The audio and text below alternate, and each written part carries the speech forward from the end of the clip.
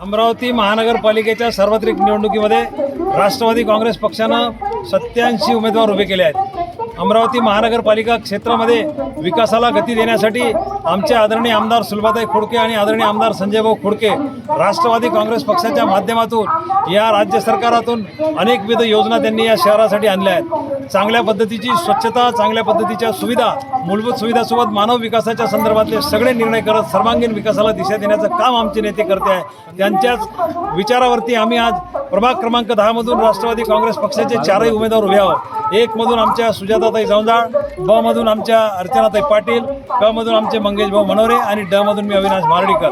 लोकांना मागच्या 9 वर्षामध्ये जो फटका बसलेला आहे, स्वच्छतेच्या संदर्भात एकदम निराशा झालेली आहे। लोक अतिशय पोटतिडकीनं सांगतायत की या प्रभागामध्ये घोर निराशा झाली असल्यामुळे राष्ट्रवादी काँग्रेस पक्षाचे 4ही उमेदवार निवडून द्यायचे आहे आणि जनता निश्चितपणे या प्रभाग क्रमांक 10 मधून राष्ट्रवादी काँग्रेस पक्षाला विजयी करणार आहे। मला खात्री आहे अमरावती महानगरपालिका क्षेत्रामध्ये सुलभाताई खोडके आणि आदरणीय संजयभाऊ खोडके हे आदरणीय राज्याचे उपमुख्यमंत्री राष्ट्रवादी काँग्रेस पक्षाचे राष्ट्रीय अध्यक्ष अजितदादा पवार यांच्या नेतृत्वात काम करते आहे। विकासाला गती कशी द्यायची, निधी कसा उपलब्ध करायचा आणि लोकांपर्यंत विकास कसा पोहोचायचा हे ज्ञात असलेले नेते संजयभाऊ खोडके आणि सुलभाताई खोडके असल्यामुळे आम्हाला खात्री आहे की या प्रभागातल्या जनतेला सर्वांगीण विकासाच्या दृष्टीने आम्ही पुढे नेऊ आणि विकासाला गतिशील करू। म्हणून सर्व जनतेला माझं आव्हान आहे, प्रभागातल्या जनतेला तर आहेच पण अमरावतीकर जनतेला सुद्धा आहे की राष्ट्रवादी काँग्रेस पक्षाचे 87 उमेदवार 22 प्रभागामध्ये उभे आहेत। आपण जास्तीत जास्त भरघोस मताने राष्ट्रवादी काँग्रेस पक्षाच्या सर्व उमेदवारांना विजयी करण्यासाठी ताकद द्यावी।